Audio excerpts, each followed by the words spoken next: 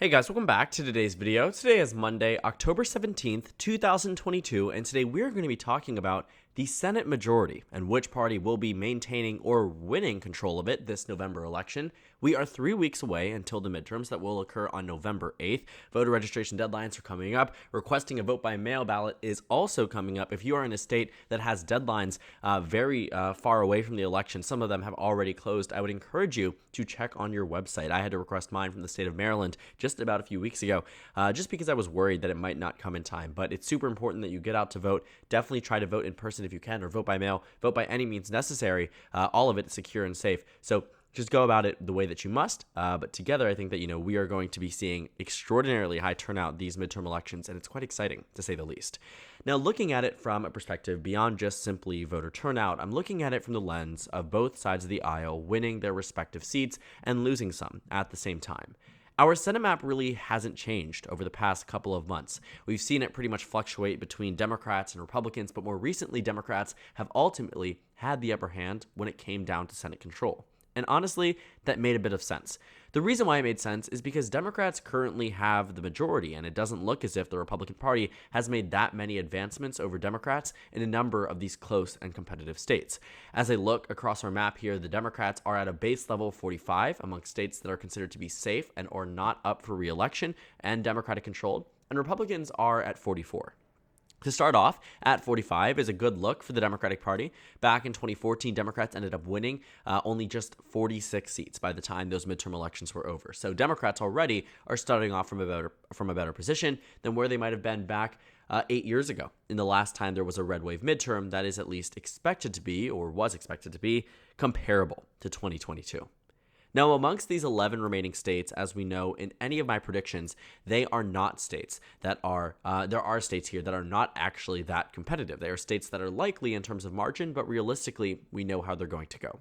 And since I want to make the majority of this video, especially as we get closer to the midterms, more focused on the states that truly are going to make or break the electoral ticket for both parties, we're going to characterize those likely states and just get them out of the way. Colorado, New Hampshire, Iowa, Florida, states that are respectively, for Democrat and Republican Party, not respectively, but go for the Democratic Republican Party as likely characterizations. They go for a variety of reasons. The TLDR on Colorado, New Hampshire, bad nominee for the GOP in New Hampshire. They really messed up in terms of fielding the right candidate. Didn't get that. In Colorado, the GOP has the right candidate, but as you will see in later today's video, where we're going to be talking about how President Trump recently has attacked this Republican candidate who has also said publicly that he would campaign against Donald Trump. On one hand, I see the ploy, I see the appeal trying to be made to the moderate voters in Colorado, but it's still fundamentally a blue state. Biden won it by 14 points. It's not going to the Republican Party, especially if it didn't back in 2016. In fact, the Democrat Michael Bennet outperformed Hillary Clinton, contrary to practically every other down-ballot Democrat, which underperformed. When it comes down to Iowa and Florida, Marco Rubio is a popular incumbent. He's on track to win re-election. Iowa, on the other hand, is a state where I see it as one where Chuck Grassley used to be a very popular incumbent, no longer is due to his old age, but he's still more than likely going to win his election. Fundamentally similar to Colorado, just on the right-wing side, a state that President Trump won by 8 points in both 2016, 9 points in 2016, nearly 10, and 8 points in 2020. So, in fact, one interesting thing is that in both 2016 and 2020, the state of Iowa voted to the right of the state of Texas, despite being a Obama Biden state in 2008 and 2012, when Texas in 2012 went to Romney by 16 points. So, a very interesting dynamic, a very big cultural shift across Iowa, Florida, Colorado, and New Hampshire, which pretty much have solidified them for their respective parties. So now that we're at the remaining 7 seats, these are states that can only be characterized by tilt and lean, meaning that they can be decided between anywhere of 0.1 and 5%. The Republicans start out at 46, the Democrats start out at 47, and on that baseline notion, you would assume the Democrats start out with the advantage. And quite frankly, they do. When it comes down to what the projections are saying, when it comes down to FiveThirtyEight or The Economist, the Democratic Party is currently the favorite party to win control of the Senate. But I can't help but recognize that this is exactly what we said back in 2020. Now, while we were right that President Biden did win the election, I still am a little bit more unwilling to accept some of these predicted election results. And the reason for that is because I think historically we have to take into account inaccuracies from 2020, 2018, and 2016, the historic overestimation for the Democratic Party when it comes down to some of these states, and ultimately what we have now seen as a Republican bump in support on the nationwide level and on the statewide level. Whether that is just simply the narrowing up of races because Republicans were undecided as to who they were going to vote for before, but then ultimately came back to their party that they know and love.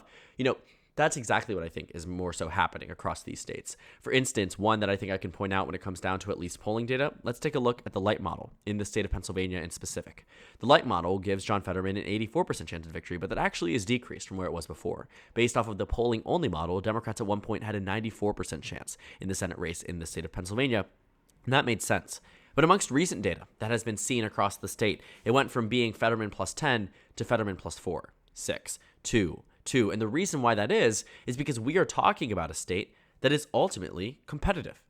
The Democrats started out with a larger advantage around the end of summer in August and the month of September. John Fetterman had a substantial lead. But I can't help realize, and I said this when this was happening, that Dr. Oz was never going to get just 39.5% of the vote.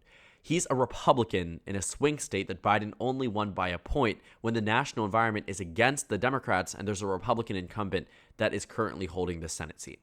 I mean, all of the fundamental data would have told us that the Republicans would be winning in Pennsylvania.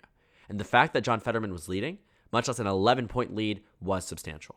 But it isn't something that was going to be maintained by the time we reached November. That was the big problem with a lot of this data. Because at no point in time was John Fetterman ever going to win by 11 points across the state. The Democratic support had always been there. The Republican support is what has been increasing and increasing and increasing. And not because Republicans are necessarily winning over more voters, but because voters are going back to their roots. It's also a year that simply is not as favorable for national Democrats as they might have predicted back in August, or as it was, certainly as it was, in 2020 and 2018. Let's take a look at some of the states that I'm going to characterize as lean Democrat to get those out of the way, just so we can bring ourselves back up to speed and bring ourselves to an even closer Senate matchup between the Democrats and the Republicans. So, for the sake of time, Georgia and Arizona are two states that I characterize individually as lean Democrat. You might look at this and say, okay, what's your reasoning? And allow me to give you the TLDR again on these states. I guess the shortened version. It's obviously not a TLDR because you're not reading anything off the screen. But specifically in the state of Georgia, Herschel Walker has just seen a number of new scandals that have arisen out of the state. I never doubted his ability to win the state entirely. Not one point in time was Georgia ever more Democrat than lean blue. In fact, at a different point in time, it was lean red. And Herschel Walker had been the nominee that has been established for months on end now. For nearly 2 years, we knew Herschel Walker was going to be the Republican nominee for Senate in Georgia. But in the final month of the campaign season, the October surprises have come out about family issues, abuse allegations against his former wife, against his former children, against his secret children, against, a girlfriend that he paid to have an abortion with, then he claimed he didn't know her, then he actually ended up having a child with her on top of that. And then that Herschel Walker's wife reached out to the ex girlfriend. These things are things that really drag down someone who seems to tout family values, traditional values, anti-abortion, etc., etc., etc., and yet he seems to be a hypocrite on more fronts than one. And that doesn't play well with swing voters, especially when you're running against a reverend. It's not as if this is a lesser of two evils situation where it's Trump and Clinton again. No, this is a case where you have someone who is, literally served in Martin Luther King's church as a reverend, now has gone on to serve in the U.S. Senate, and quite frankly, doesn't have nearly as much baggage as Herschel Walker, and if he did, it would have already come out. Why? He ran less than 2 years ago and won his election. All of that opposition research has been fielded and sought for since 2019 when Raphael Warnock decided to run for Senate. And you know what happened? None of it ended up sticking. Because quite frankly, he has at least comparatively to Herschel Walker, a cleaner record. That helps him, and that helps him win in the state, and that's why it's lean blue. Arizona, on the other hand, Mark Kelly is just an individually strong candidate, the same way that Warnock is. Blake Masters, similar to Walker, doesn't have necessarily the same amount of scandals, but is very unpopular. Voters in Arizona do not like Herschel Walker, and it shows. So do not like Blake Masters, and it shows. Blake Masters is not the right nominee for the GOP, and quite frankly, never really was. I think at this point in time, I think the Democratic Party stands in a pretty good position when it comes down to Arizona. Same thing in Georgia. But that isn't to say that Republicans don't have their own strengths as well. In terms of the states that I would characterize as lean Republican, well, there's a bunch of them. But we'll start off with the first two that I want to talk about, North Carolina and Ohio. These are two states that have been surprisingly more competitive than honestly I even expected. What I mean by that is These are states where the Republican Party won in the 2020 election, 8 points in Ohio, 1 point in North Carolina, but also just traditionally speaking, historically speaking, are Republican states. Specifically more so in the state of North Carolina, where we've seen a state go to the Democratic Party once, I think since 1964 in the 2008 election, and that was by 14,000 votes. In addition to that, Democrats rarely ever win Senate elections in the state of North Carolina. The last one was also in 2008, despite Democrats seemingly doing well when it comes down to election data across the state itself. But just looking at North Carolina on the general front, these midterms are not going to be the ones that Democrats, rather Sherry Beasley, ends up winning across the state. Ted Budd was also a pretty strong candidate. If it was Pat McCrory, the characterization would likely be in the opposite direction. But fortunately for the GOP, that is not the case. In Ohio, J.D. Vance is pretty much just relying on the Trump vote, Donald Trump's enthusiasm across the state, and the way that voters perceive this race. Tim Ryan has been very much associated with the National Democrats. As much as he tries to distance himself, he's probably not going to win this race.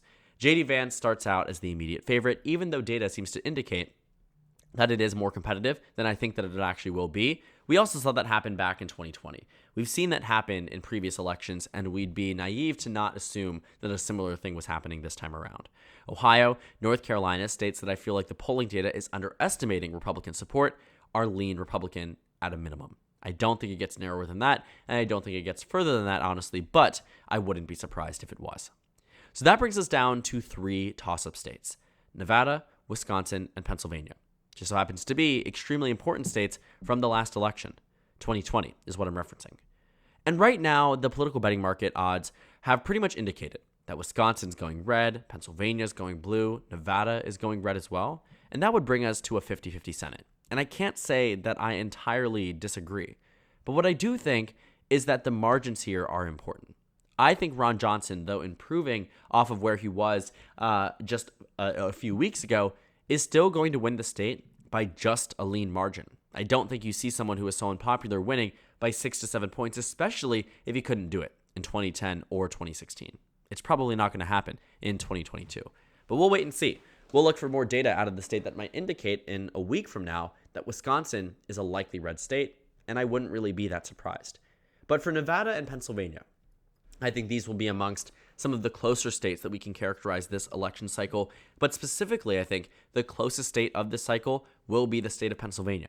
It's a state that I think John Fetterman and Dr. Oz have been really fighting for, truly, to a high extent. And though John Fetterman started out with an early lead, Dr. Oz has absolutely caught up. He hasn't caught up because he's a strong candidate, but rather he has caught up because he's a Republican in a swing state. Regardless of who it was, the Republican was always going to get at least 45% of the vote. And that's the problem here. Because there are severe national implications, voters would be significantly less inclined to vote for John Fetterman, even if they disliked Dr. Oz, contrary to the governor's race, where Josh Shapiro winning doesn't really have national implications, at least to the average voter. Though honestly, I think it has significant national implications if Doug Mastriano was to win.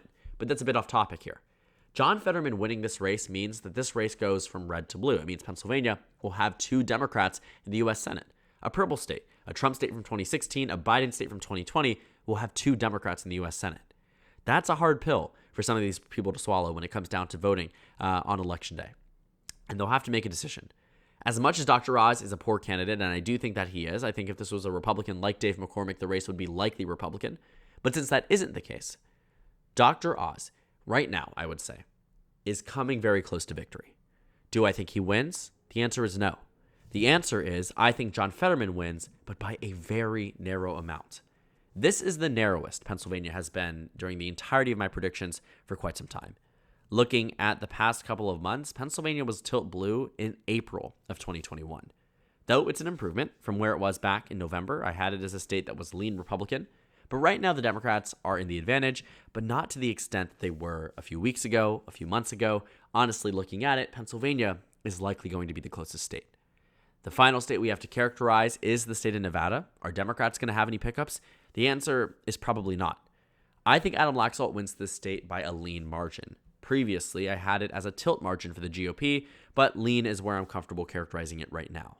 I do recognize, though, that there has been a historic underestimation of Democratic support in the state of Nevada, but I do think that Catherine Cortez Masto, as a relatively no-name candidate, is not someone who brings upon the same type of energy or enthusiasm from Nevada voters as someone like Jackie Rosenwood or Harry Reid. She was a replacement, but one that wasn't necessarily super impressive, to say the least. She barely won in 2016, though she probably should have done a little bit better. I also think that looking at the state of Nevada on a very large scale has seen historic trends in favor of the GOP, especially in the 2020 election. And right now, I would say Nevada is a lean red state. But ultimately, Democrats maintain control of the U.S. Senate. It's a 50-50 tie. It's extremely narrow. Pennsylvania could go to the GOP, and ultimately, Democrats would lose the Senate majority. It's gotten worse for Democrats, to say that. But I will say that not that much worse. We've seen minor shifts away from the National Democrats, which can be super impactful because that can determine the balance of power. Because the Senate majority, well, yes, also the House majority, is so exceptionally thin. In fact, it's the closest that it can be in U.S. politics. So right now, my estimation is that Democrats flip Pennsylvania, but lose Nevada. Win one, lose the other. But I would not be surprised, though, if Democrats were able to hold on to Nevada. I would be more so surprised if Ohio, Wisconsin, North Carolina went blue. Honestly, I would not be shocked if Nevada went blue. But the rest of them, I definitely would be a little bit surprised. Same thing with Republicans in Georgia and Arizona. So 50-50, not much improvement for the National Democrats, but retaining the majority is always a good look. It means that Democrats did something right. Rather, though, I would say and argue that Republicans did a lot wrong. Herschel Walker, Blake Masters, Dr. Oz, J.D. Vance, a lot of missteps. None of them seem to be paying off across these battleground states, but realistically, the Republicans and Democrats are still in very good positions to win this chamber of Congress. Same with the other chamber. The one party clearly is the favorite, and in the Senate case, that is the Democrats. So thank you guys so much for watching this video. Make sure to comment down suggestions below. Subscribe on the left if you haven't already, and check out the Instagram and Twitter. At the bottom left of the screen, there's also a Discord server for you to go ahead and join. On the screen, there's a video you can watch, and then a playlist for my 2022 Senate election analysis videos. Again, thank you guys so much for watching, and I will see you all later today.